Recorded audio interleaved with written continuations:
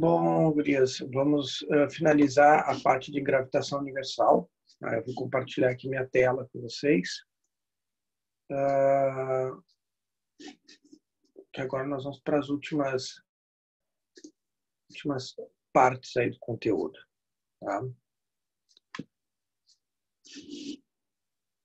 Ok, fecha aqui. Aqui. Isso. Aqui.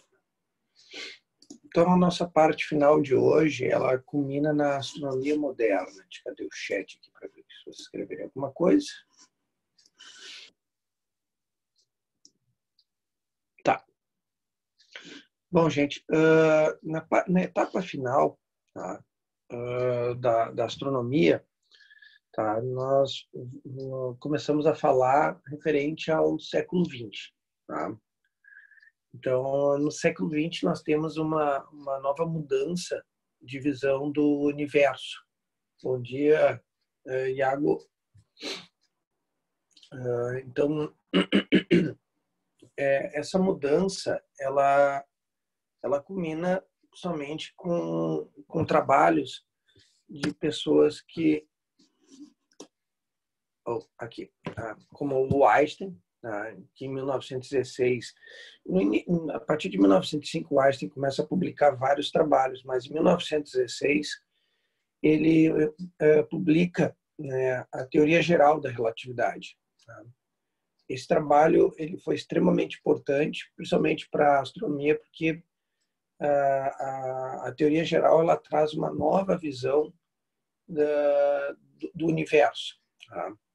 Nesse trabalho, ele muda a concepção de interação entre corpos.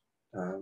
Para Einstein, não existe essa força que a Terra exerce sobre os nossos corpos, sobre a Lua, que o Sol exerce sobre a Terra. Na verdade, nada disso está presente na teoria de Einstein. O efeito da Terra estar preso ao Sol, da Lua estar preso à Terra, é uma espécie de visão em relação ao espaço que rodeia a Terra. E essa visão traz esse elemento chamado de espaço-tempo. Tá? Então, ao invés de falarmos que existe uma força atrativa entre os corpos, Einstein propõe que os corpos que têm massa, eles geram uma deformação no tecido espaço-tempo.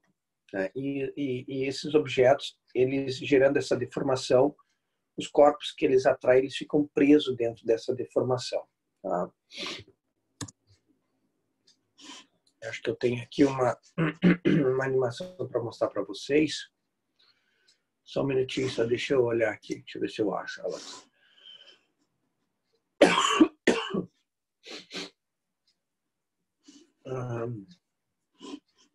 Simulações. Aqui. Mecânica. Aqui. Gravitação. Aqui.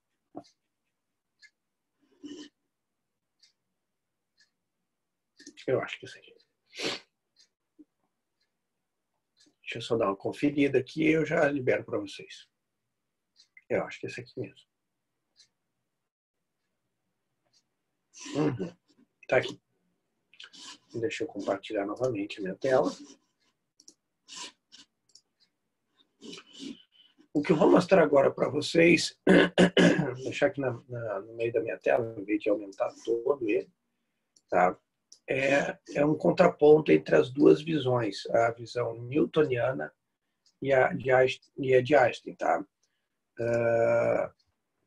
A primeira, então, mostra como nós visualizamos, né, a interação gravitacional, ou seja, basicamente na visão de Newton, se você eliminasse o Sol da jogada, essa força, ela deixa de atuar, essa força atrativa, ela deixa de atuar de forma instantânea.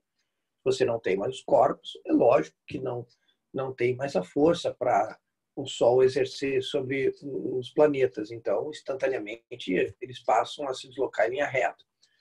Na visão de Einstein não é assim. A visão, você tem um espaço, ele é quadridimensional, tá? Ou seja, você tem ali x, y, z e o tempo, né?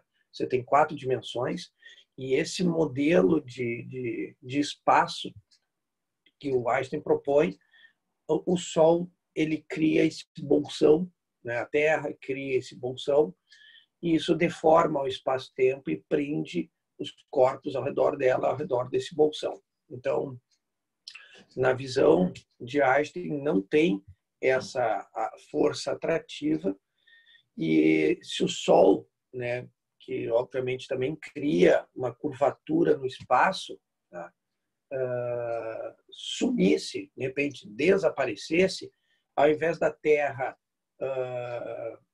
deixar de sentir aquela força de forma instantânea, o que passa a se propagar pelo tecido é uma onda gravitacional, né?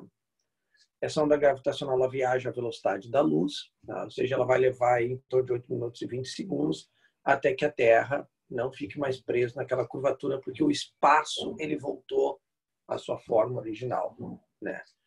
Então, há uma diferença na teoria de Einstein para a de Newton, e uma delas é essa questão da ação, né, dessas interações, que no caso, na de Newton, ela é uma ação instantânea, ou seja, se o Sol some, os planetas não ficam mais sob a ação dessa força.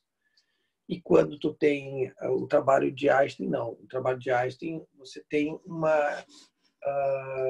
deixa eu voltar aqui o compartilhamento.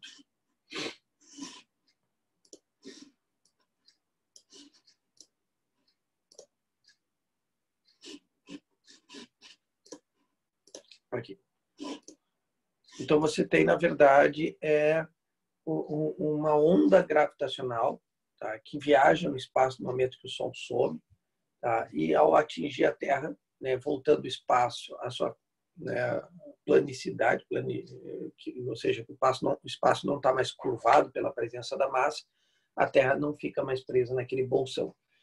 Então, na época, isso gerou uma controvérsia muito grande. Tá? Houve um debate muito intenso, né? Isso trouxe para o Einstein uma fama muito, muito grande também, né? Porque, logicamente, todo mundo ficou surpreso com essa visão. Note que o Einstein ele montou essa teoria basicamente em cima da luz, né? Então, ele começou a estudar a luz e começou a obter resultados bastante estranhos.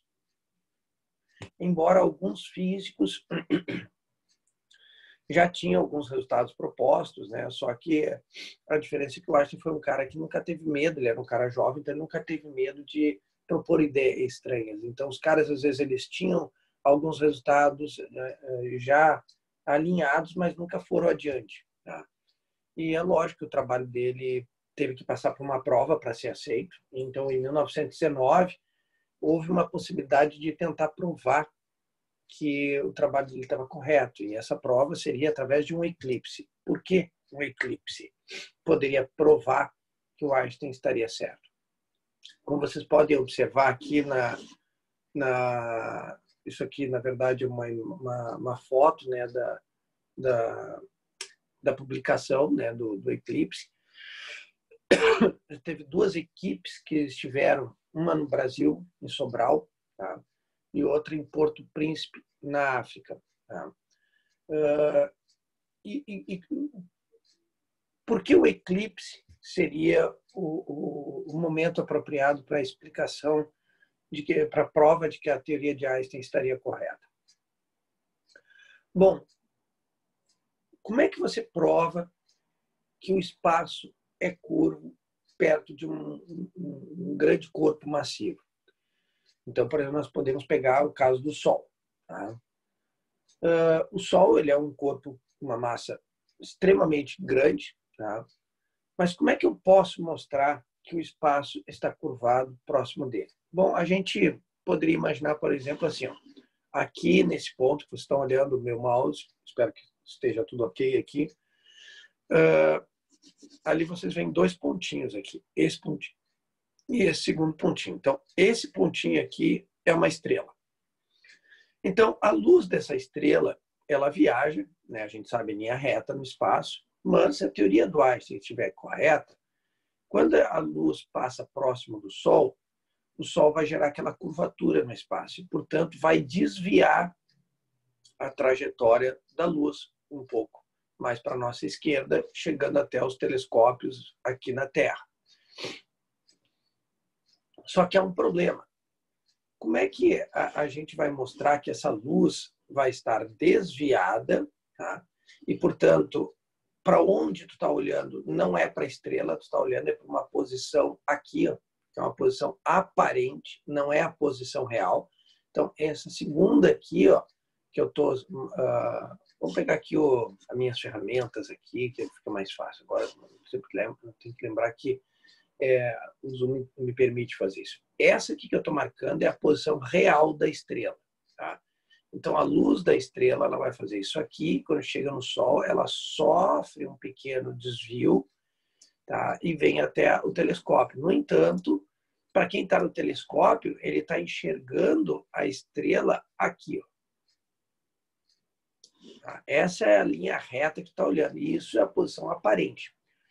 Mas há um problema, uma dificuldade. Você não consegue fazer uma observação dessas porque a luz do Sol ela é muito mais intensa do que uma estrela e, portanto, ofusca o brilho de uma estrela que está além dele. Então, não tem como observar isso. Porém, aí vem a ideia, né, de Einstein. Né? Olha, se nós tivermos um eclipse solar, tá? Então nós estávamos aí, a sorte dele foi essa. Ele publicou em 1916. Mas em 1919, né, havia um eclipse programado solar, né, que pegaria essa região que está demarcada aí para vocês aqui no mapa, tá? Pega ali a América do Sul, pega lá o Nordeste, lá em Sobral, e pega lá no outro lado Porto Príncipe, na África. Tá? Então, durante um eclipse solar, a Lua ela entra na frente do Sol, né? E oculta o brilho do Sol. Então, haveria possibilidade durante um eclipse, quando a Lua estivesse sobre aqui a parte frontal, né, do Sol, a gente tem a possibilidade de enxergar as estrelas, porque quando ocorre um eclipse solar, fica à noite. Então, as estrelas aparecem no céu. Eu acho que vocês, na idade de vocês, vocês nunca viram um eclipse solar. Eu já vi um eclipse solar. É um troço fascinante, né? Mas eu acredito que pela idade de vocês, eu acho que vocês nunca viram um eclipse solar. Pelo menos aqui em Porto Alegre, acho que desde que vocês nasceram, vocês não tiveram essa oportunidade. O mais próximo acho que teve foi em Criciúma, mas vocês provavelmente ainda assim seriam muito pequenininhos ainda para ir ver isso, ou a família de vocês buscar ver um fenômeno desse. Bom, o fato é que quando ocorreu esse eclipse, essas equipes que foram para esses locais no Nordeste e em Porto Príncipe, na África, durante o eclipse, eles fizeram várias fotografias para poder medir, né, exatamente, que os astrônomos eles já conhecem muito bem, né, a posição das estrelas no céu nessa região aqui atrás do Sol. Então, se a teoria de Einstein estivesse certa, eles fotografassem alguma estrela que estivesse nessa região, eles poderiam confrontar a posição da fotografia real com a tirada durante o eclipse. E o Einstein havia previsto um ângulo, né, de desvio entre a posição real e a posição fotografada. Tá? E essas fotos foram pouquíssimas fotos, porque, por exemplo, em Porto Príncipe assim, estava nublado. Alguns minutos antes de iniciar o eclipse, o céu estava fechado, totalmente fechado. E aí, bem na hora do eclipse, ele abriu assim para os caras poderem tirar as fotos. Mas não foram muitas fotos bem aproveitadas, né? Foram algumas poucas fotografias, mas nos próximos meses, em torno de 6 meses, se eu não me engano, foi analisada as fotografias retiradas durante o eclipse e ocorreu essa diferença de posição né, da posição real e a posição aparente. E exatamente o ângulo que o Einstein havia previsto, aquele desvio aparente da estrela, foi confirmado. E, portanto, a partir desse momento, tá, o trabalho do Einstein passou a ser aceito dentro da comunidade científica como correto, e, portanto, o espaço, tá, ele não é um espaço como a maioria das pessoas acredita que imagina na cabeça, que o espaço é vazio, que o espaço ele não tem nada, mas na verdade ele tem esse espaço-tempo, essa teia espaço-tempo que é deformável, ela é elástica e a massa pode deformar essa teia. Tá? Então, a partir desse trabalho, então, deixa eu limpar aqui, deixa eu tirar essa riscaiada doida aqui. Beleza. Bom, a partir dessa etapa, então, aqui tá, já foi. Nos anos 20, tá, começou uma nova discussão dentro da física, né? A questão da origem do universo, né? Ou seja, no século XX já era concebido que a Terra e os planetas que giravam ao redor do Sol não faziam parte de um centro do universo. Que nós estávamos fazendo parte de uma galáxia, né? E que o universo continha essas outras estruturas, que o universo era muito maior do que se imaginava. Mas, ainda assim, na cabeça, por exemplo, do próprio Einstein, tá? O universo ainda tinha uma característica muito interessante. Ele sempre foi assim, estático e eterno. O universo que nós vemos, ele sempre foi do jeito que nós observamos. No entanto, um padre belga, isso é muito interessante, um padre, né, chamado Lamartre, né, ele pegou as equações da teoria geral do Einstein e continuou resolvendo essas equações, né? E ele encontrou um resultado muito curioso. Ele chegou a mostrar isso para o próprio Einstein, que também não acreditou muito no resultado que o padre havia obtido. As equações de Einstein mostravam que o universo ele não era estático e que ele deveria se expandir. O Einstein, ele vendo isso obtido na teoria, na própria teoria dele, ele chegou a confirmar os cálculos que o padre havia obtido, e ele depois confessou isso que eu vou contar agora para vocês mais tarde. Ele disse que foi um dos maiores erros que ele cometeu na vida dele.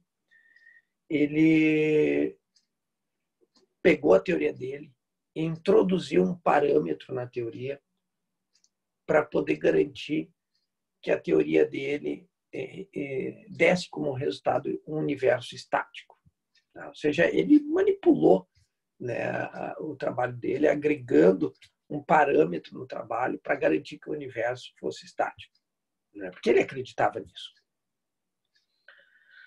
No entanto, na primeira metade do século XX, um astrônomo e advogado chamado Edwin Hubble, tá, ele fazia várias observações, né, de objetos que estavam muito distantes da gente. Tá?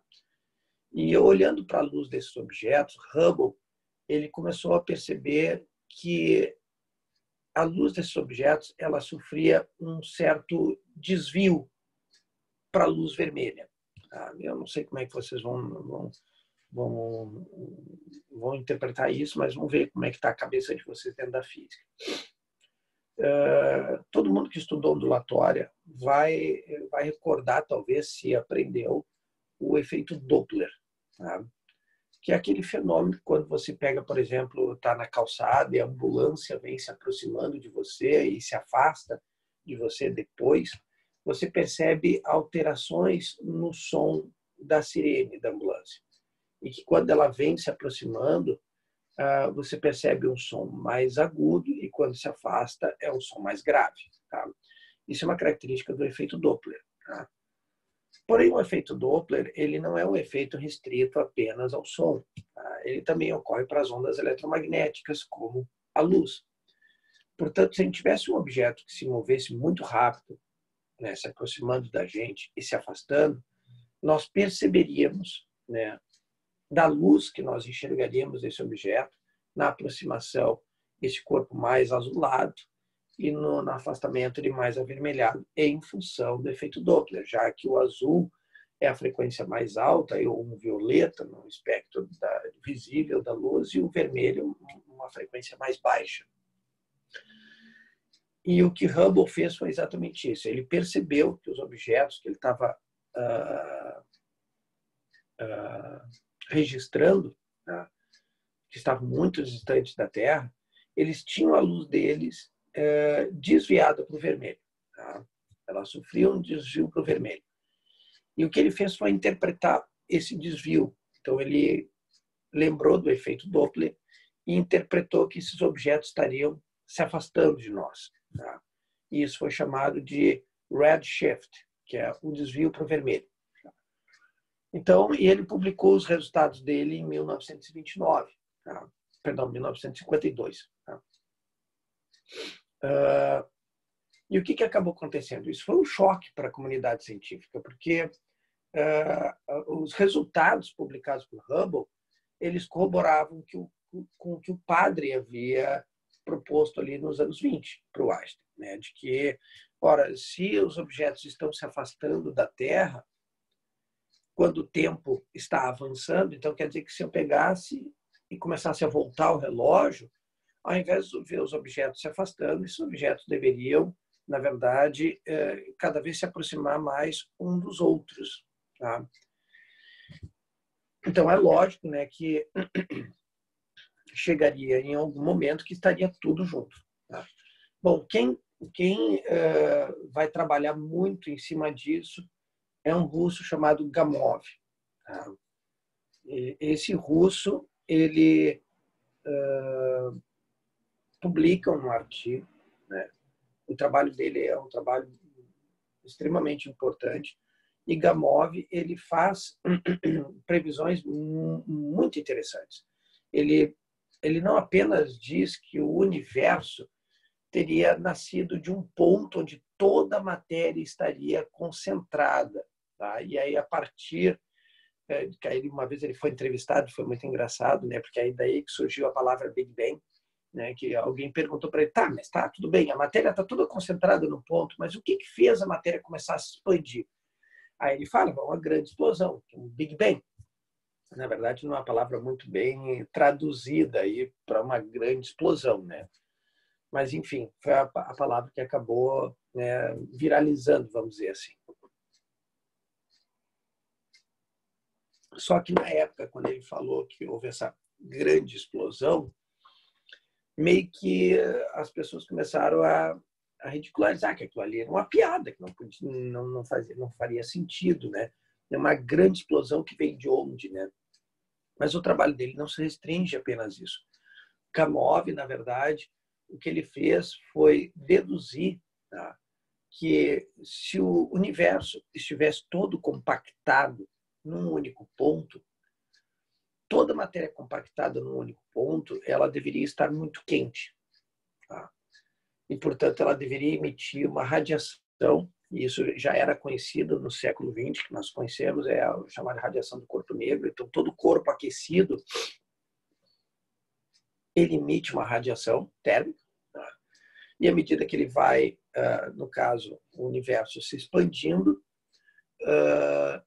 ele vai esfriando, tá? Porque essa matéria já não está tão junta. Então, se você compacta tudo, aquilo fica muito quente, compactado. E aí, quando o universo explode, então ele começa a esfriar. E o que o russo Gamov faz é exatamente prever, né, o que nós hoje conhecemos muito bem. Todo corpo que ele está a uma temperatura, ele emite uma radiação que é uma frequência. Tá? Radiação, para nós, é uma onda eletromagnética. Então, o que Gamow faz é, bom, nos dias atuais, né, o universo deve estar com uma determinada temperatura. Portanto, né, o universo deve emitir uma radiação com uma frequência tal. Então, você, tendo condições de medir, apontando para o céu, você deve captar uma frequência, né, que seria a frequência que daria a temperatura do universo. Bom, está aí o Hubble, tá aí o advogado e astrônomo. Tá? Vou passar agora para a próxima etapa aqui para mostrar para vocês o que aconteceu aqui na parte final.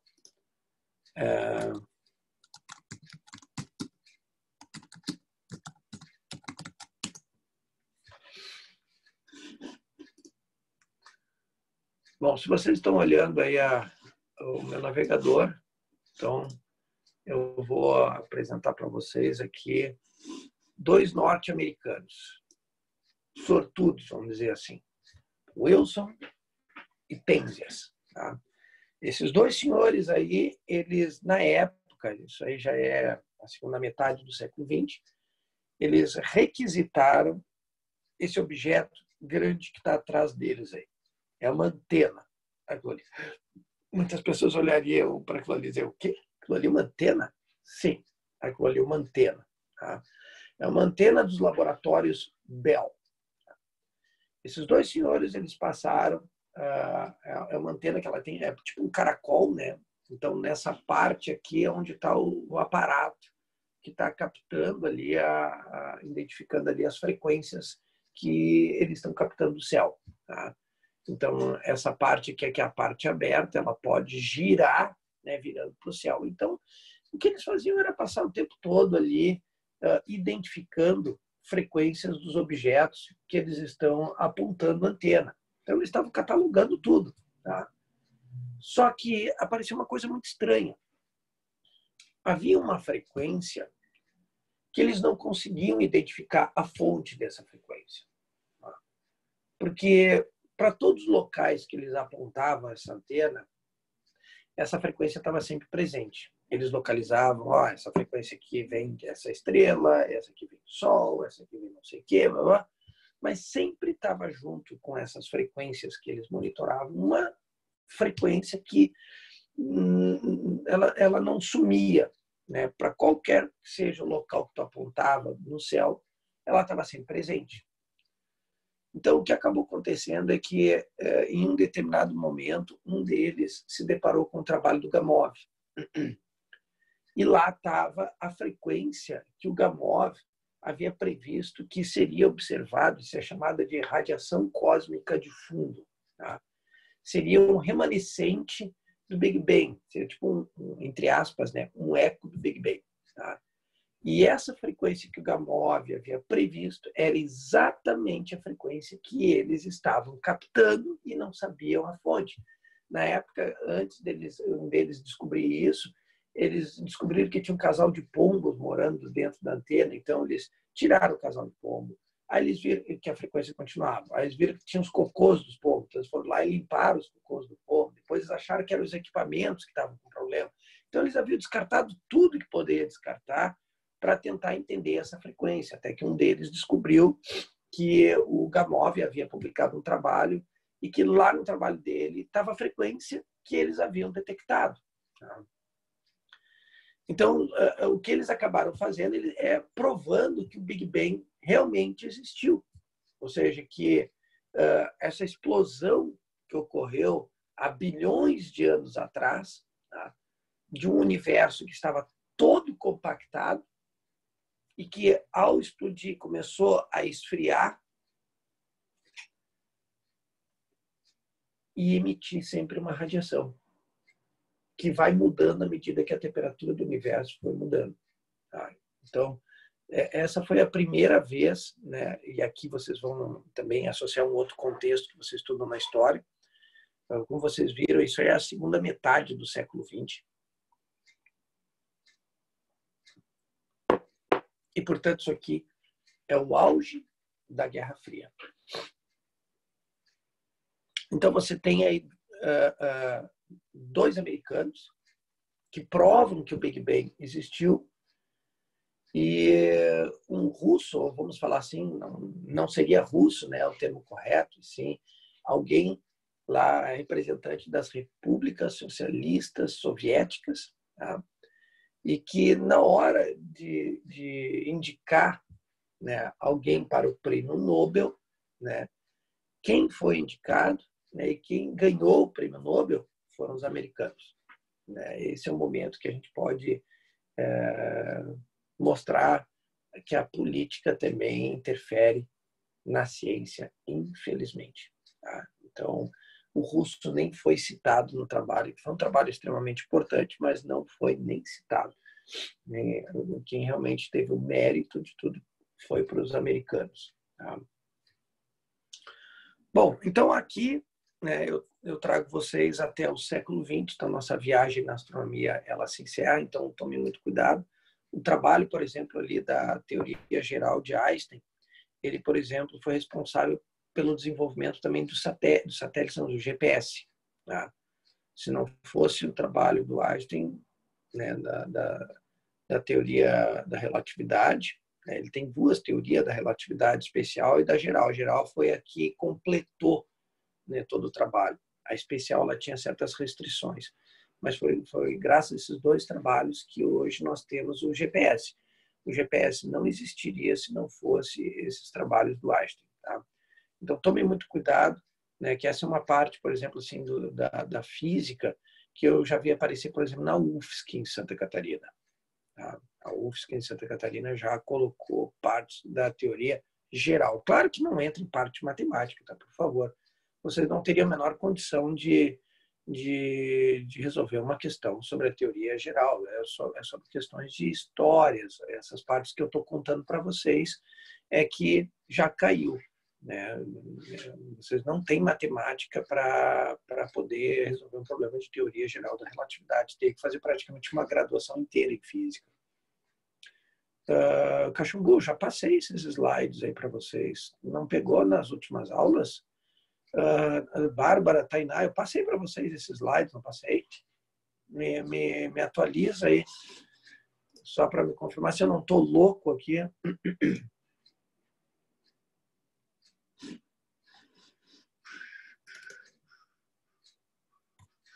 Passei. O Cachumbu está matando a aula. Que barbaridade. Tu tá virando um tanga colada que agora só quer andar de bicicleta, né? Mas está aí o PowerPoint, o tanga.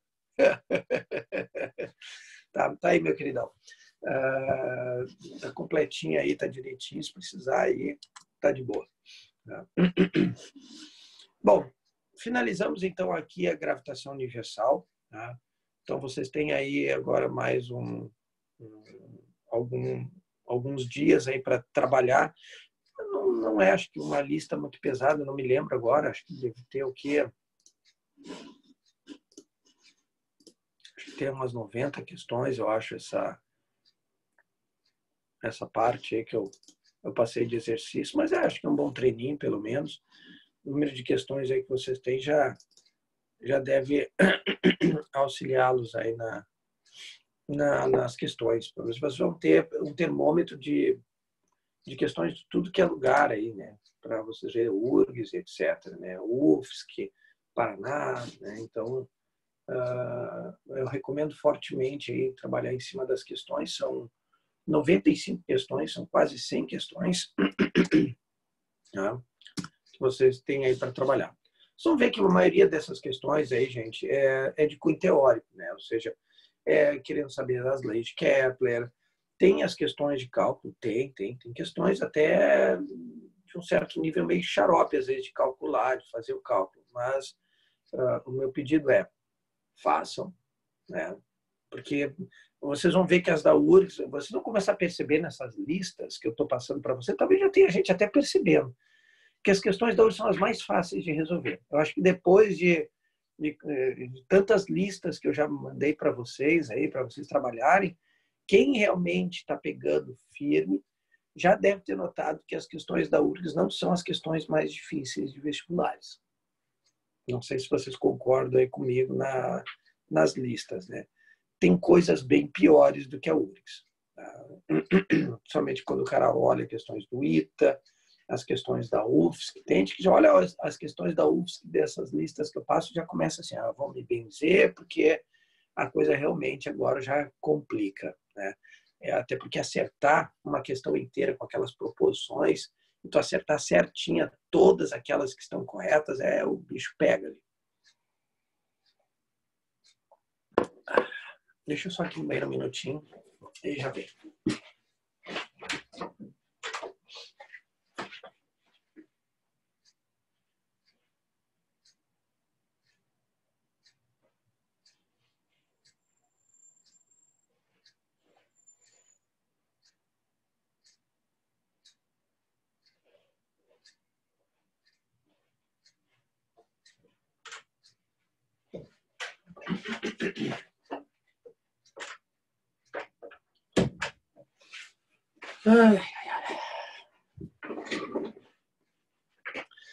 Bom, então já que ninguém me respondeu nada, né? Então sigo adiante. Bom, nossa próxima matéria, sequência aí, né, da mecânica, ela vai agora em direção à parte sobre energia. Tá? Nós vamos entrar agora num tema muito matemático.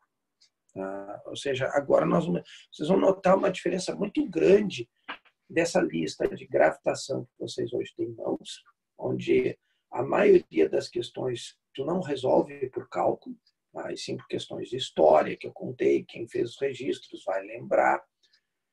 E essa matéria agora vai ser o contrário. Essa matéria agora, em torno de 80% dos problemas é cálculo. Tá? Essa matéria que vem agora, que é a parte de energia, a parte depois de impulso e quantidade de movimento, elas basicamente são uma matéria de tortura para quem não gosta de cálculo. Tá? Mas na URGS não tem como fugir disso. Todos os anos praticamente caem questões sobre energia. Né? É um tema, portanto, extremamente relevante. O Enem nem se fala, né? O Enem, sempre que é possível, tem questões sobre energia de alguma parte da física, porque energia aparece em tudo que é parte, então isso não fica restrito apenas à mecânica. Tá? Sempre tem alguma questão que aborda o conteúdo de energia, mas é em função do grau de importância. Não tem cabimento um aluno sair da escola e não ter trabalhado energia. Então, isso é um tema que, dentro da física, ele é obrigatório. Então, tu vai encontrar todos os anos questões na UFSC, na URGS, né, na Universidade Federal do Paraná, né, em universidades particulares também, a cobrança desse tema é forte. Tá? Então, eu recomendo assim, muita cautela daqui para frente. Tá? Nós vamos entrar numa matéria tipo cinemática. Então, nós vimos toda aquela parte, aquele bloco ali da cinemática, que é muito cálculo. Tá? Aí nós entramos na dinâmica e a gravitação, onde vocês pegam um bloco mais teórico, que para quem detesta matemática é meio que uma paz ali. Embora a dinâmica, como a própria Tainá relatou, né, é uma matéria também difícil, mesmo sendo teórica, ela é difícil, às vezes, de responder as questões. Isso é compreensível, como eu disse para vocês. A dinâmica ela é muito complicada. Mas agora não, agora nós temos um conteúdo com pouca informação teórica, tá? Não tem muita informação teórica, é um conteúdo bem mais abstrato e vai exigir mais habilidade de cálculo por parte de vocês, então vocês vão ter que tomar muito mais cuidado. Então, o que nós vamos começar a estudar hoje é o que nós chamamos de trabalho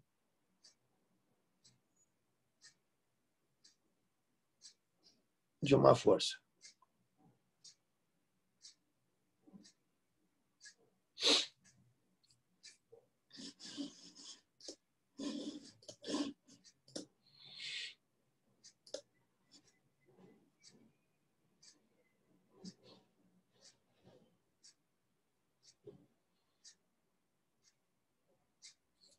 Tá.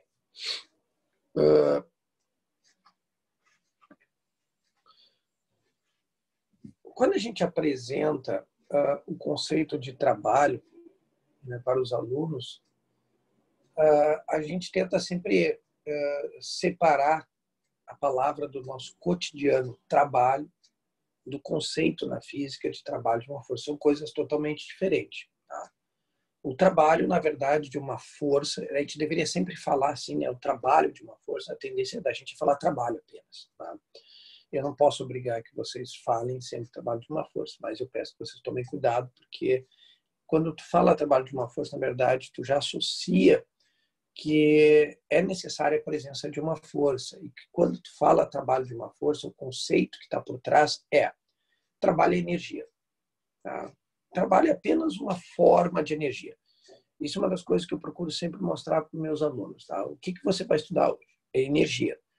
Energia na física não existe um conceito formal para um estudante de ensino médio. Tá? Então, para vocês entenderem o que é energia, eu teria que fazer uma graduação praticamente em física. Se tu pegar um livro de física e procurar o conceito, tu vai ver que energia está escrito assim, é tudo aquilo que pode realizar trabalho. O que é trabalho? É energia. Ou seja, tu não chega em lugar nenhum. Tá? Esse é o grande drama para quem tem a esperança de que vai entender energia. Eu posso assegurar para vocês, vocês nunca vão entender energia, não é o objetivo ensinar energia para vocês, o que é. Tá? Na verdade, para um aluno de ensino médio, o que passa a ser relevante? É você entender que na natureza existem tipos de energia. Tá? Isso é o ponto mais importante para o aluno no ensino médio. É que ele tenha aprendido esse conteúdo a identificar os tipos de energia que existem na natureza. A energia não é uma coisa palpável, tu não vê a energia em lugar nenhum. Tá? Esse é um conceito extremamente elegante que os físicos criaram, né? Mas é um conceito que realmente ele funciona, ele é real, né? Dentro de todos os contextos que nós trabalhamos, ele dá o resultado que realmente é previsto, só que, infelizmente, no nosso mundo, a nossa sociedade, ele é um conceito totalmente distorcido. Né? Ou seja, nós temos uma população que fala de energia como se compreendesse o conceito de energia. Que nem aquelas pessoas falam assim, não, eu comprei umas pedrinhas para melhorar a energia aqui em casa. Essa pessoa não sabe nem o que ela está dizendo. Né? Porque tem uma energia muito ruim aqui. Essas frases, na verdade, elas não têm nenhum sentido. Né? E a pessoa não sabe o que ela está dizendo, porque ela sequer sabe o que é energia. Tá? Então, é muito bizarro. Quando eu ouço isso, eu fico sempre pensando assim, meu Deus do céu. Né? Tu vê a que ponto nós chegamos as pessoas a acreditar que tem uma energia negativa, ela é ruim, tem uma energia ruim, tem uma energia boa, né? Tem uma energia do bem, uma energia do mal. Né? Hoje se fala muito disso, né? Então, mas lembre-se, isso é balela, tá? As pessoas que falam isso, na verdade, elas só estão demonstrando que elas não têm conhecimento sobre o assunto que elas tratam. Então, quando vocês ouvirem isso, tomem muito cuidado. Que pode dizer que o ambiente não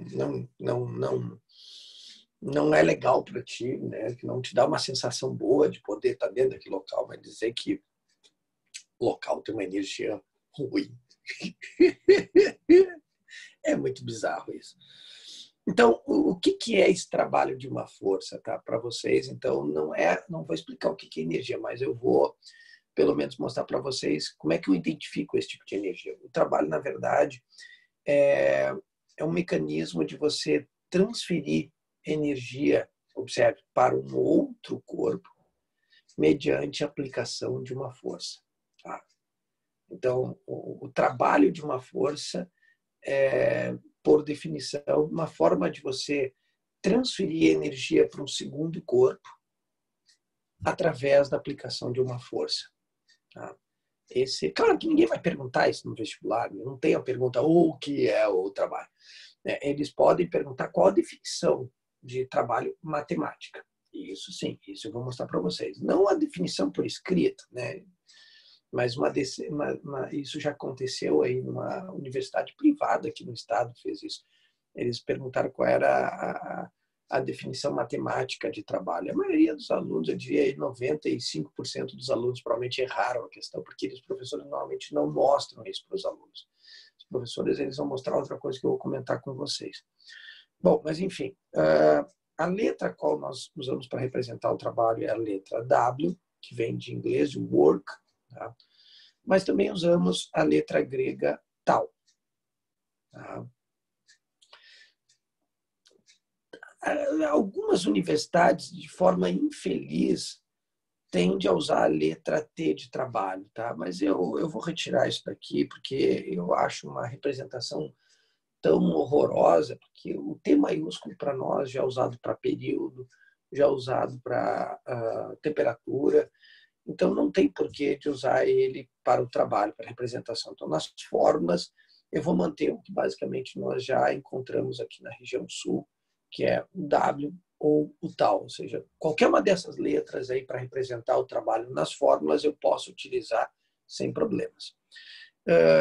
Já a unidade de energia, que trabalho é energia, é isso que nós estamos falando, é em homenagem a um inglês chamado James Prescott Joule. É um J maiúsculo em função do seu nome próprio, lembre-se disso. Tá? E é a unidade de energia no sistema internacional. Então, você deve tomar cuidado com isso.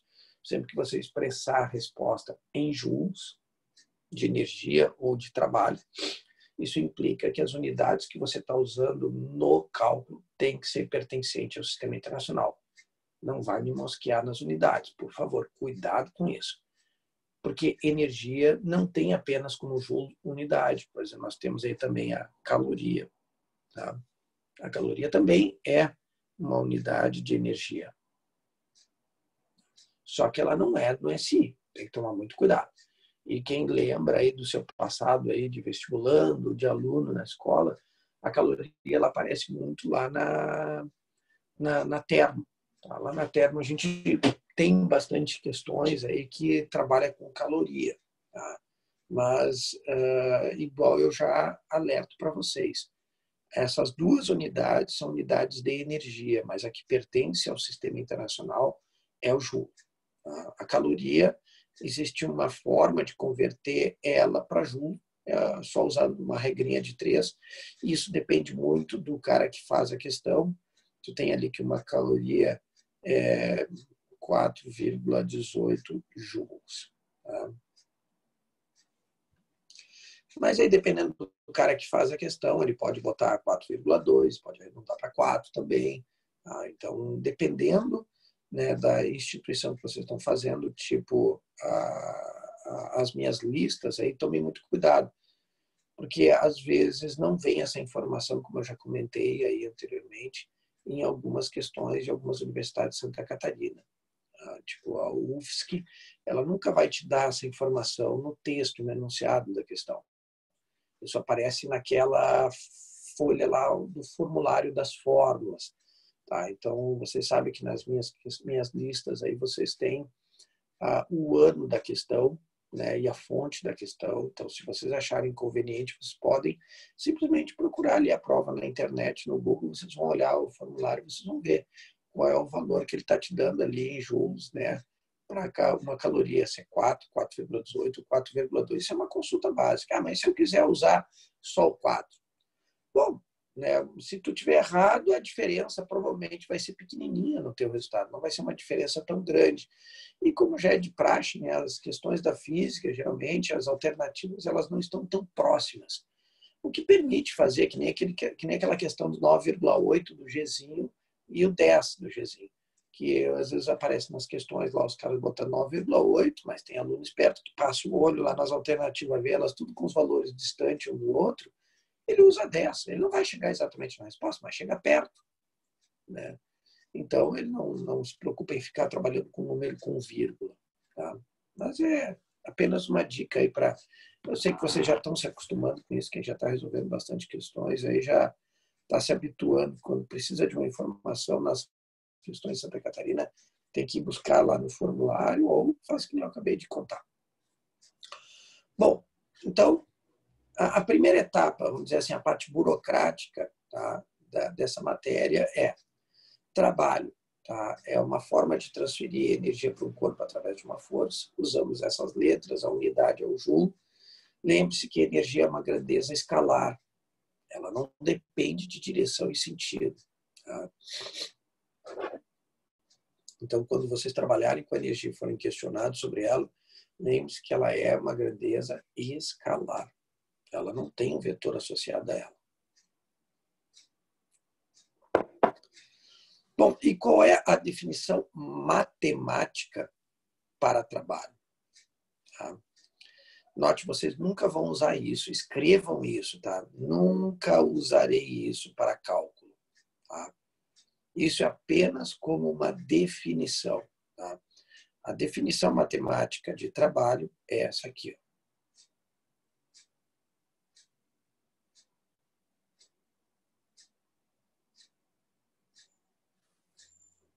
Então, tomem muito cuidado, porque isso aqui vocês não têm matemática para poder usar o que está escrito aí.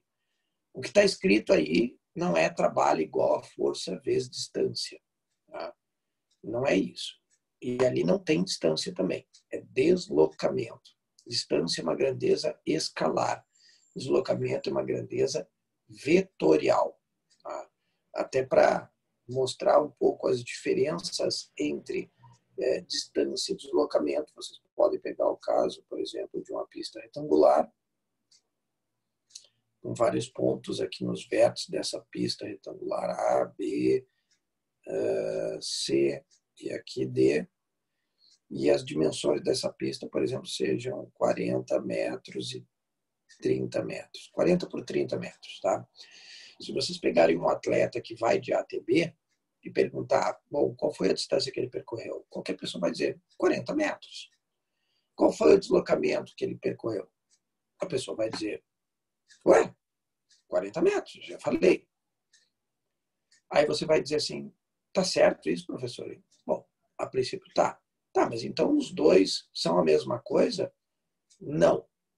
Nessa segunda situação, agora já há uma divergência entre os dois conceitos de distância e deslocamento. Imagine que o atleta saiu do A, foi até o B e chegou até o C. Quando eu pergunto qual foi a distância percorrida, você vai dizer, bom, ele percorreu 40 metros até o B, mais 30 até o C, então ele percorreu uma distância de 70 metros. Isso. E aí alguém também te pergunta assim, tá, e qual foi o deslocamento que ele percorreu? Também vai ser 70 metros? Não. O deslocamento é o vetor que une o ponto de partida até o ponto de chegada. Esse aqui é o deslocamento que ele sofreu. E esse deslocamento, para quem é bom em geometria, aí mata rapidamente, é 50 metros, porque você tem aqui um cateto que é 30 e um outro cateto aqui que é 40. Então, se você tem essa diagonal como fazendo papel de hipotenusa, se os seus catetos são 30, 40, a hipotenusa vai dar 50 metros. Então, aqui a gente já percebe que a distância e o deslocamento, eles realmente não são a mesma coisa. Eles podem até coincidir em algum caso particular com o mesmo valor. Mas isso não implica que eles são iguais. Né? O vetor deslocamento é o vetor que une o ponto de partida até o ponto de chegada. Então, tu vai ligar, vai desenhar um vetor de A até C. E o tamanho do vetor é o módulo do deslocamento. Tá? Então, por isso que eu usei Pitágoras, porque quando eu uso Pitágoras, eu determino o tamanho daquela diagonal, tá? Que é o tamanho do vetor. Eu pergunto, tá ok até aqui? Tudo bem? Se o atleta ele desse uma volta completa, tá? E eu perguntasse qual foi a distância percorrida, você ia ter 40 mais 30 mais 40 mais 30, você ia ter 140 metros. E o deslocamento qual seria? Zero. Porque ele está no mesmo lugar que ele partiu. Então, se o ponto de partida é o mesmo ponto de chegada, o vetor vetor de deslocamento não tem tamanho. Então, meu vetor de deslocamento e uma volta completa é nulo. Então, vocês vão ter que tomar cuidado, porque quando a gente avalia o trabalho, nós não estamos avaliando a distância, nós estamos avaliando o deslocamento. Então, tu tem que tomar muito cuidado. Quem está pensando em usar, não tem problema. Isso é importantíssimo, que esse D aí, tá, ele não é a distância, é o deslocamento. Ele pode, no problema, deslocamento, numa trajetória linha reta, né, que ele anda só num sentido, lógico que o deslocamento e a distância percorrida vão ser a mesma. Tá? Mas isso, de novo, mais uma vez, é um caso particular. Então tem que tomar muito cuidado. Bom, vamos traduzir o que está escrito aqui, então, para quem quiser fazer o registro. Aí, o que está escrito aqui nessa definição matemática do trabalho é assim, que o trabalho é igual ao produto vetorial entre força e deslocamento. Essa é a definição, né, do trabalho, que é uma definição matemática. Tá? O trabalho é um produto vetorial entre força e deslocamento. Para quem tem boa memória, quando nós estávamos ainda nas aulas presenciais lá no Conecta, tá? Eu ensinei para vocês a parte de operações matemáticas com vetores. E quem tiver boa memória sabe que eu não falei nada sobre isso, sobre produto vetorial. Eu falei de soma de vetores, a subtração de vetores, mas produto vetorial você só aprende quando você entra num curso de área desumana. Aí você aprende o que é um produto vetorial. Portanto, vocês não vão estudar isso agora. Alguns vão dizer que coisa boa.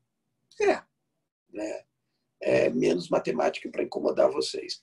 Mas você também deve lembrar que essa é uma fórmula que vocês não usarão ela em hipótese alguma em função das limitações matemáticas. Ou seja, em função de vocês não saberem que esse x aqui é um produto vetorial, não é um produto entre dois números, não é um produto entre 4 vezes 2. É um produto entre entes geométricos.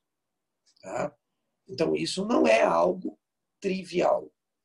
Por isso, é apenas uma questão de definição. Uma questão, como eu falei para vocês, aqui do estado do Rio Grande do Sul, uma universidade particular, perguntou qual era a definição de trabalho. Né? Alguns não sabiam disso, portanto, isso aí estava em uma das respostas. Né? E, portanto, pouquíssimos acertaram. O que as pessoas marcaram foi isso aqui. Como vocês não podem usar essa fórmula, vocês estão proibidos ela apenas para conceitualizar o que é o trabalho matematicamente, vocês me perguntariam, né? Tá, mas então eu não vou usar fórmula para calcular o trabalho? Claro que vai, com certeza. Né? Existe uma equação com restrições para vocês. É em função da matemática que vocês têm que lembrar disso. A matemática de vocês é que limita, né, o aprofundamento. Então, não tem muito o que fazer. O modelo matemático que permite vocês calcularem o trabalho é esse aqui. Ou seja, a fórmula que vocês vão usar observe, olha a minha frase. Vocês vão pegar o módulo da força, não o vetor, vão multiplicar pelo módulo do deslocamento. Tu vê que agora eu não tenho as setinhas. Então, tu não pode olhar ali força vezes distância. Não é isso. É o módulo da força multiplicado pelo módulo do deslocamento. Ou seja, são os valores desses dois elementos. Multiplicado pelo o cosseno de θ. Tá? Então, nessa universidade privada que eu comentei com vocês, apareceu essa fórmula, que é a fórmula que os alunos decoram.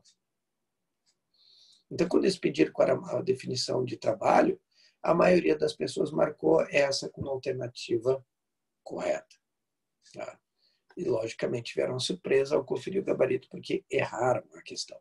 Então, tu imagina o desespero da pessoa que jura estar marcando a resposta. Isso aqui é fácil, isso aqui eu sei, decorei a fórmula, vai lá, marca, e depois, quando olha o gabarito, como assim? Como não é essa a resposta? Né? Aí vai olhar a resposta, é uma coisa totalmente estranha, né? Que é o que está ali em cima. Tá? Eu acredito que, talvez aqui na maioria de vocês, ou talvez na totalidade, na escola, nunca ouviram falar dessa definição matemática aqui. Normalmente, quem estudou trabalho apenas conhece a equação de baixo para fazer cálculo. Tá? Só que a equação de baixo, como eu disse para vocês, ela tem restrições. Você não pode usar ela em qualquer situação. Você só pode usar essa fórmula aí em vermelho quando a força aplicada ao corpo é constante. Então, há uma limitação que restringe o uso dessa fórmula. Antes de você usar essa fórmula, você tem que se perguntar: a força qual tu está usando para calcular o trabalho, ela é constante? Sim, professor. Use a fórmula. Sem problemas, tá? Use a fórmula. Não é constante, professor. Está proibido o uso da fórmula. Ah, mas eu queria usar. Use, mas vai errar. A questão é assim que funciona. Então, você não pode, em hipótese alguma, né, pegar um modelo que tem uma restrição e usar ele fora da restrição. Aí você erra o problema. Tá? Então, esse é o cuidado que você deve ter. Professor, e esse teta que está aí? Bom, esse teta é uma outra parte importante. Tá? Quem está bem lembrado aí, né, da parte de vetores, eu vou desenhar aqui, ó. Deixa eu apagar isso aqui, para que vocês possam entender o que é esse teta aí. Então, vocês podem imaginar, por exemplo, um bloco, tá, que é puxado, né, sobre uma superfície plana e horizontal. Então, você tem um bloquinho aqui, e ele é puxado por uma corda. Tá? Então, se ele é puxado por uma corda, eu tenho uma força tensora aqui que puxa ele. Tá? Esse F de cosseno de teta, esse F cosseno de teta, vamos falar assim, tá? É, na verdade, para quem tem boa memória, a componente, observem bem, aquele teta é um ângulo. Tá? Então, esse teta aqui, isso aqui é um ângulo entre dois vetores.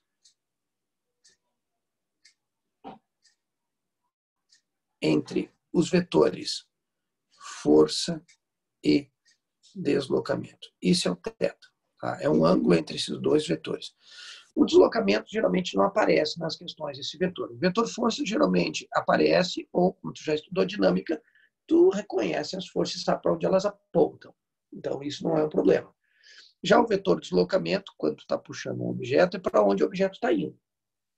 Então, a minha recomendação é desenhe sempre o vetor deslocamento para poder fazer a medida do ângulo correta. Tá? Senão você tenta fazer de cabeça, como muitos alunos fazem, e erra bobagem. Então, a minha recomendação é faça o desenho. Desenhe os vetores de força, desenhe o vetor deslocamento para fazer a medida correta. O vetor deslocamento, ele sempre está apontado para onde o corpo está indo. Para onde o corpo está indo aqui esse bloco? Ele está indo nessa direção e nesse sentido.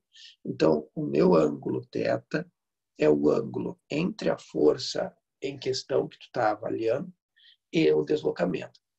E esse F cosseno de θ, para quem lembra bem das aulas lá de projéteis, é a componente X dessa força. Tá? Então, isso aqui seria o equivalente que nós chamaríamos de F de X, ou seja, é a componente da força que está ali no eixo horizontal, esse F cosseno de θ. Tá? Mas isso é só uma curiosidade aqui para vocês. Tá? O importante é lembrar o que vem a ser o θ. Tá? Isso é o mais importante, é saber que o θ é um ângulo entre dois vetores, o vetor deslocamento e o vetor força em questão que você está trabalhando. Tá? Então, muito cuidado com essas definições que nós temos aqui. Isso é extremamente importante. Cada uma delas, tá, vai sendo somado e ganhando mais informações depois que a gente vai avançando. Então, por exemplo, se eu pegar esse caso aqui que eu mostrei para vocês dessa figura, em que meu ângulo é de 60 graus, a minha força é de 20 joules, tá? 20 joules, 20 newtons. Tá? Eu poderia pedir para vocês, tá? Se esse bloco tivesse partido do ponto A e tivesse chegado até o B, então digamos que de A até B aí a gente tem aí um deslocamento aí de 2 metros, né, do bloco. Tá? Então ele está indo de A até B. Então se eu pedisse assim, pessoal, determine o trabalho dessa força F. Qualquer aluno dá rapidamente, professor. Prontamente eu faço aqui o trabalho da F e aplicar a fórmula. Por que aplicar a fórmula? Não, porque a força ali ela tem um valor constante, ela não está mudando o valor. Então é só pegar a fórmula e tocar em ficha. Tu teria F vezes D vezes o cosseno de θ. Então, tu teria 20 vezes 2 vezes o cosseno de 60, que é o ângulo entre o deslocamento e a força F. Bom, aí nós temos 20 vezes 2, 40. O cosseno de 60, 1/2. E, portanto, 20 joules. Essa seria a resposta do trabalho realizado pela força para arrastar esse bloco de ATB. Ou seja, é a energia que está sendo entregue, tá, para levar o bloco de ATB nesse sistema. Tá? É claro que quem lembra de dinâmica agora pode acompanhar esse outro raciocínio. Será que a força F é a única que está atuando sobre esse bloco? Os alunos que têm boa memória da dinâmica, até porque a gente não vai abandonar a dinâmica em hipótese alguma, nós vamos continuar falando muito da dinâmica daqui para frente. Vão lembrar que, não, professor, tem mais forças. Que forças poderiam estar atuando sobre esse bloco? Nós teríamos a força peso, apontada para baixo. Ela poderia ter um valor, aí, por exemplo, de 2,03 newtons, tá? Digamos assim, só para avacalhar a brincadeira. Além da força peso, teria outra força? Sim. Nós teríamos ainda, como ele está apoiado sobre uma superfície, a normal, né? Então, nós teríamos aqui a força de reação normal. E eu quero fazer uma pergunta para vocês de desafio. Arrisquem colocar no chat aí. Qual é o valor da normal? Vocês colocam, se tem o valor, vocês colocam, que está na mente de vocês. Se vocês acharem que o problema é mais complicado, vocês colocam um asterisco. Tá? Então, quem sabe o valor da normal, coloca o valor da normal. Quem achar que o valor da normal não é trivial, coloca um asterisco. Vamos ver se vocês se arriscam a responder essa pergunta aí. Vamos lá, cagões. Tentem. Pensem, tentem, deem a cara para levar tapa aí.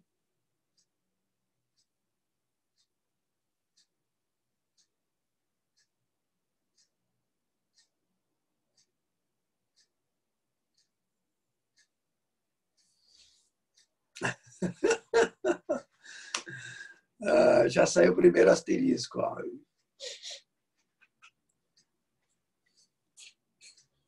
Legal, obrigado pelas respostas de vocês. Tá? Eu não vou comentar as respostas de vocês, eu só vou dar a resposta, que é o que interessa. Tá? Eu gosto de olhar o que vocês estão pensando. Né? Mas a resposta é assim, ó, o peso e a normal não têm o mesmo valor, tá, gente? Não tem como. Por que razão? Porque aquela F que está ali, ela tem uma componente em Y dessa F. Então, essa componente da F em Y mais a normal dá o peso. Tá? Quando vocês tiverem um problema que tem forças inclinadas, abra o olho. Tem armadilha no meio. Tá? A tendência de quase todos os alunos é dizer que o peso e a normal têm o mesmo valor numa situação que nem essa. Tá? E esse é um problema que eu gosto muito de demonstrar para fiquem atentos.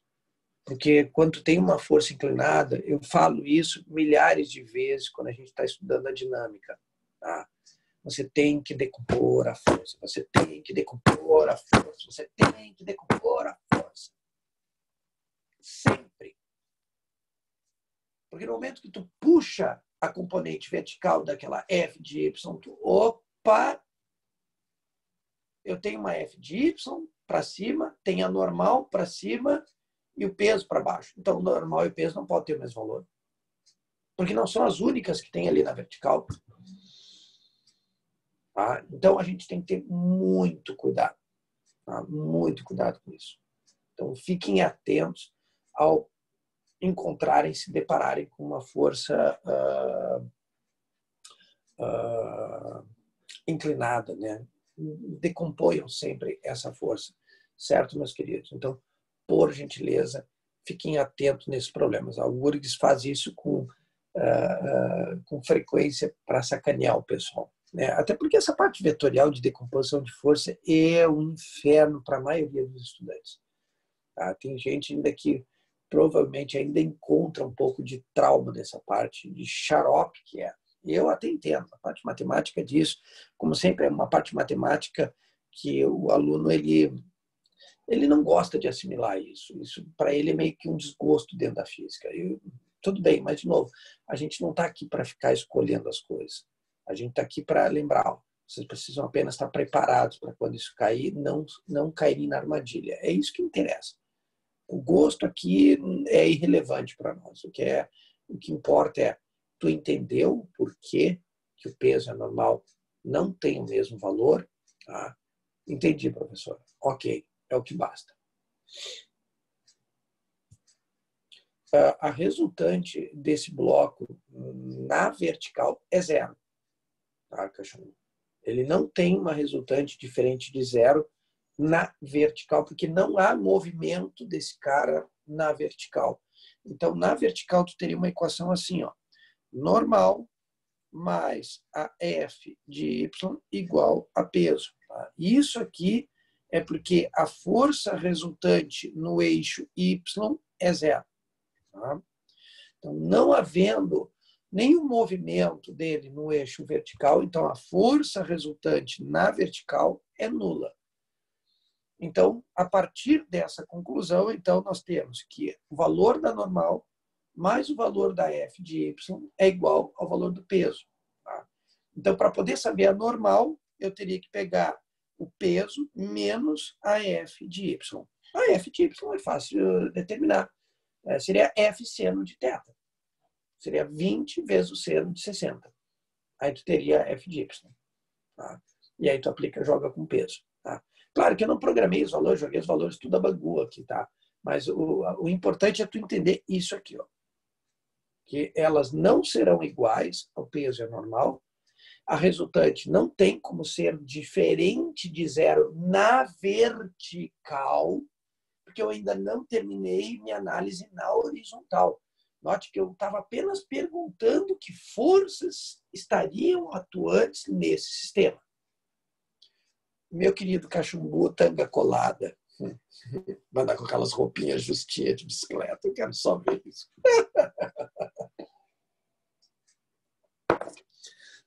Tu entendeu, meu querido? Aqui na vertical tá de boa? Me dá um ok aí ou não, qualquer coisa pergunta que eu te explico. Eu espero, aguardo o teu retorno aí para poder apagar aqui. Beleza, então agora vamos à pergunta global, né? A resultante, como é que vai ficar a resultante? Bom, para poder responder essa pergunta, ainda tem que ser respondido mais uma outra pergunta. Será que é só essas três forças, olha o tempo verbal, que poderiam estar atuando nesse bloco? Né? Bom, um aluno aí, qualquer, poderia me dizer assim, não, professor, poderia estar atuando nesse sistema também a força de atrito. Né? E, no caso, ela estaria em que sentido? Bom, em sentido oposto à tendência de deslizamento desse bloco. Então, se ele está se deslocando para a direita, o atrito tem que estar para a esquerda.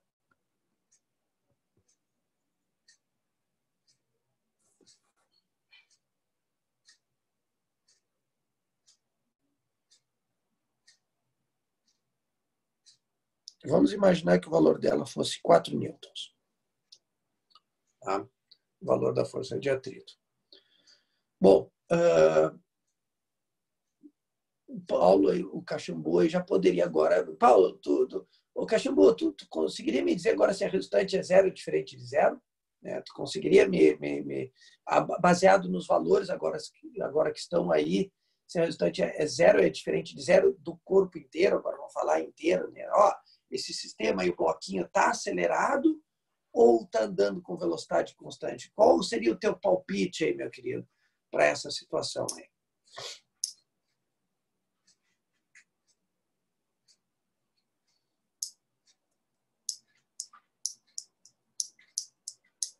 Muito bem. Certíssimo, meu querido. Perfeito. Na mosca. Tá? Muito bem. Tá? Então, agora resolvendo a minha parte de energia. Já está respondido isso aí, então, bola para frente. Eu poderia pedir para vocês determinarem qual o trabalho da força-peso. Tá? O peso é uma força constante, professor? É, o peso do corpo não está ali variando. Então, a gente pode calcular usando a fórmula. Então, nós faríamos assim, ó, trabalho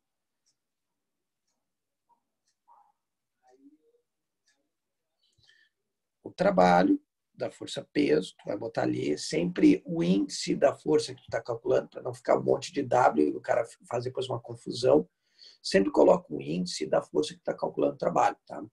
Então, tu põe ali a força em questão, que é o peso, vezes o deslocamento, vezes o cosseno de que ângulo? Note, tu tem o peso apontado para baixo e o deslocamento lateral. Então, esse ângulo é um ângulo reto. O que quer dizer isso? 90 graus. Para quem é bom em trigonometria, o cosseno de 90 é zero. Portanto, o peso não realiza trabalho. Aí sempre tem aqueles alunos que nem eu ouço todos os anos. Ah, então o peso nunca vai realizar trabalho. Eu não disse isso. Nós estamos resolvendo um exemplo. Tá? Um exemplo é um caso particular de uma situação. Você não pode acreditar porque um exemplo, o trabalho deu peso, vai dar sempre zero. O trabalho peso. Tá? Isso não faz sentido. Tá, mas tem algum exemplo que tu consiga mostrar que o peso realiza trabalho? Mas é claro. Né? Você pega, por exemplo, esse alicate aqui e solta ele. E aí eu poderia perguntar para onde é que está apontando a força peso? Você vai dizer, para baixo. Para onde está apontado o deslocamento desse alicate quando ele está caindo? Para baixo também, que é para onde ele está indo. Então você vai ter os dois vetores assim. Quanto vale o ângulo entre os dois vetores que estão assim? Vale, não tem ângulo, é zero. Está fechado ali os dois. Exatamente. Aí o cosseno de zero, 1. Tá? Então, daí o porquê a gente tem que sempre desenhar as figuras. Tá? Você não tem que estar querendo generalizar, então, porque deu uma vez zero, vai dar sempre zero. Cada situação é uma situação que você, aluno, tem que avaliar. Por isso que estudar física é um câncer para muita gente. Porque o coitado do aluno, ele quer pegar que nem ele aprende na língua portuguesa. Você decorou a regra da crase e você aplica a regra sempre, ela sempre dá certo. Na física, você aprende uma matéria, mas você tem muitas situações distintas, a qual cada situação você tem que analisar com cautela. Você tem que pensar com cuidado em cada situação. E isso torna a matéria muito mais difícil. Mas há uma vantagem. Porque quando você tem uma matéria como a física, sendo uma matéria difícil, de média baixa, você consegue muitas vezes conquistar uma pontuação mais alta em física, às vezes, do que no português. Como já aconteceu no passado, tive alunos que foram melhor em física, mesmo não gostando da física, do que em matérias que ele gostava muito mais, mas eram de humanas, e humanas têm média historicamente mais altas que as desumanas.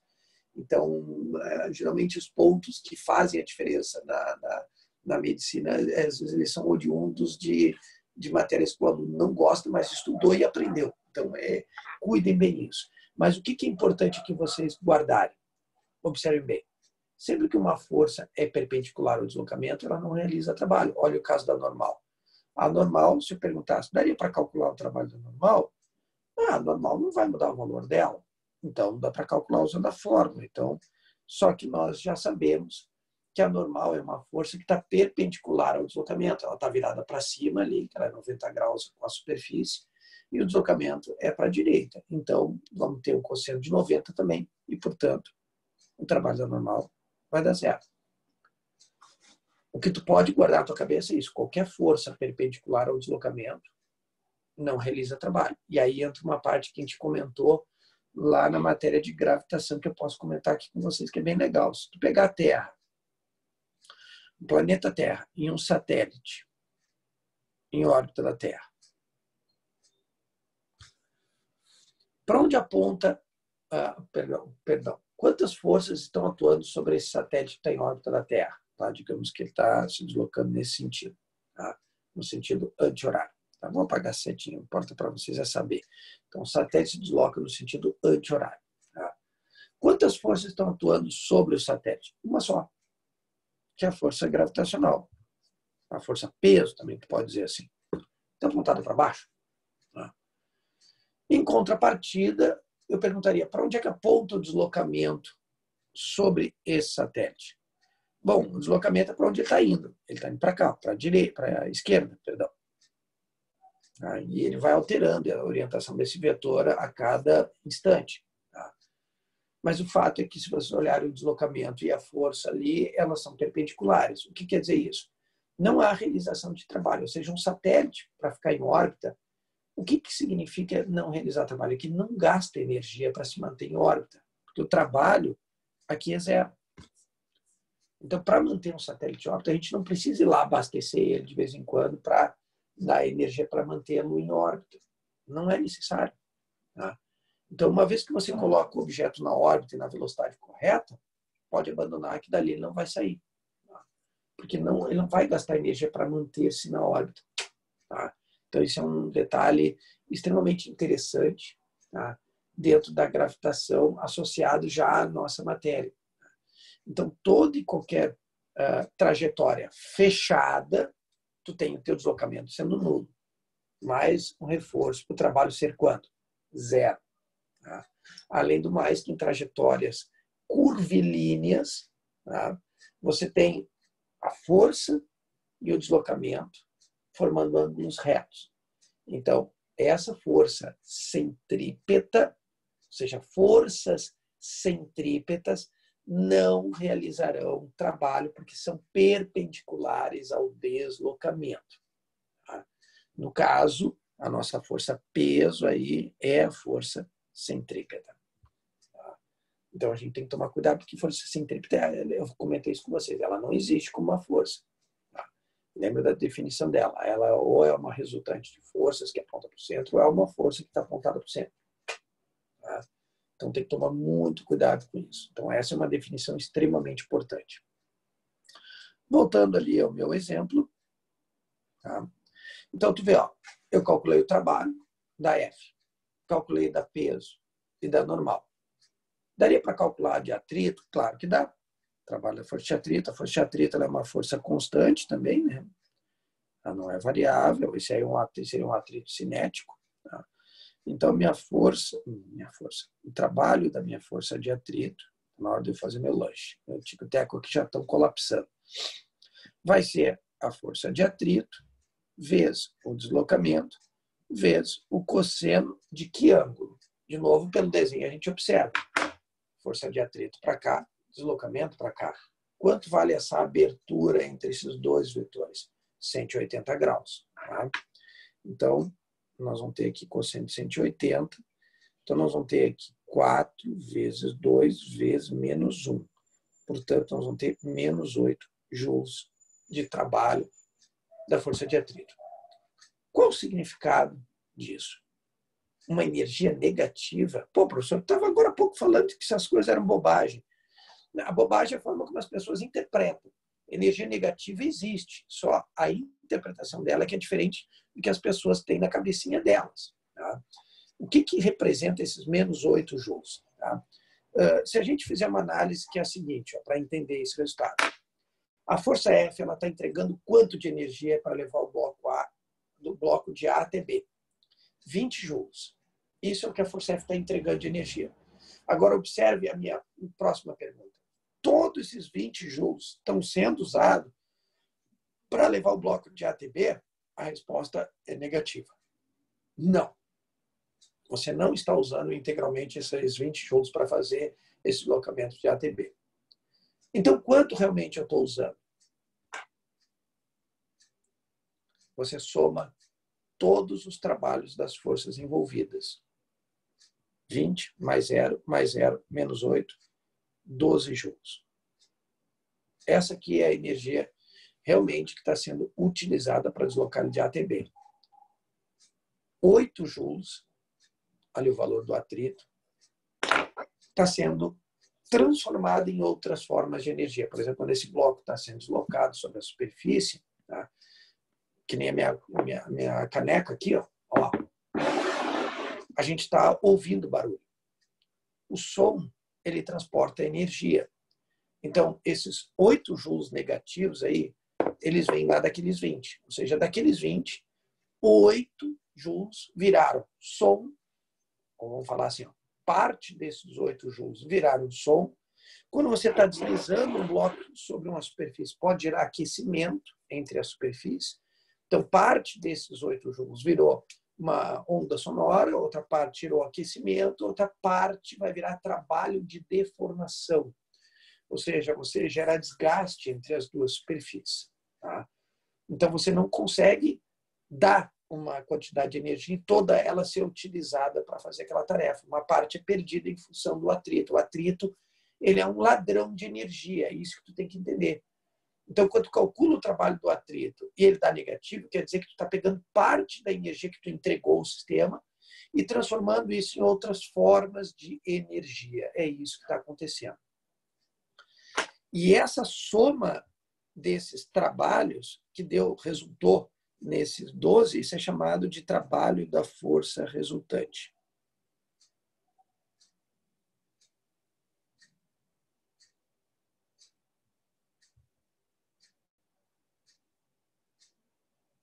Tá? O trabalho da força resultante, por definição, para encerrar nossa aula, nós estamos quase acabando. Anotem direitinho. É a soma de todos os trabalhos, de todas as forças envolvidas no teu sistema. Tá? Então, quando você pega todos aqueles trabalhos, soma eles, o que tu vai ter é o trabalho da força resultante. E aqui um outro detalhe. Se esse trabalho da força resultante ele for positivo, isso é chamado de trabalho motor. E a velocidade do corpo cresce, aumenta. Tá? Então, quando tu tiver um trabalho da força resultante, tá? Esse trabalho é chamado de motor. E como o Caxambu já tinha dito ali, professor, esse corpo está acelerado, então a velocidade tem que aumentar. Tá? Agora, quando o trabalho da força resultante for negativo, professor, negativo o trabalho da força resultante? Sim, já dou um exemplo. Ele é chamado de trabalho resistente. E a velocidade do corpo diminui. Se você pegar uma cadeira e empurrar a cadeira, tá, você deu energia para a cadeira, para botar ela em movimento. Só que tu vai ver que depois que tu larga a cadeira, ela vai andar com velocidade que decai até zerar. Então, durante o deslocamento da cadeira, que forças estariam atuando sobre ela? O peso da cadeira, a normal e apenas mais a força de atrito. Tá? Então, quando você empurra um bloco e tirou as mãos dele, esse bloco ele passa a mover-se, tá? Com força peso, a normal e a força de atrito, que estará contrário ao vetor deslocamento, já que ele se desloca para a direita. Então, nós já sabemos que a normal e o peso não realizarão trabalho, a atrito sim. Tá? E o que nós vamos perceber é que o trabalho da força de atrito vai dar um trabalho negativo. E na hora de calcular o trabalho da força resultante, ele vai dar igual ao trabalho da força de atrito. Por quê? Da normal e da peso vão dar zero. Então, o trabalho da força resultante vai dar negativo, porque como a força de atrito é contrário ao sentido do deslocamento, então tu vai ter ali um cosseno de 180 que é -1. Então, esse trabalho da força resultante vai dar negativo. O que quer dizer isso? Que quando a cadeira ela anda até parar, o que foi feito é o atrito, ele pegou toda a energia que foi dada para a cadeira e transformou em outras formas de energia, até extinguir toda a energia que a cadeira tinha, que é quando ela para. Aí acabou a nossa aula. Tá? Então, o primeiro cuidado que vocês devem ter é interpretar os resultados corretamente. Tá? O trabalho de uma força resultante ser positivo quer dizer que o teu sistema está em movimento e acelerado. Quando ele é negativo, ele está desacelerando, ou seja, você está retirando a energia do sistema e não, lembre-se, você não pode fazer energia desaparecer. Ela só é transformada em outras formas de energia. Meus queridos, é isso por hoje. Tá? Você tem alguma dúvida? Está tudo tranquilo para vocês? né? Se tiver tudo ok, eu desejo um bom restinho de semana para vocês, meus queridões, né? Um bom estudo aí. Peguem forte em cima da lista de gravitação, tá? Porque essa matéria ali não vai durar muito tempo. Semana que vem eu já termino o trabalho, falta só um detalhezinho para terminar, ou seja, 5 minutos eu acabo o trabalho, já vou para a potência. Potência é 15 minutinhos e ó, acabou também. Depois nós vamos para aquela parte de energia cinética, energia potencial elástica. Ou seja, semana que vem é provável, nos 6 períodos que nós temos, que eu já terei terminado essa parte de energia. O que isso significa? Nova lista depois. Tá?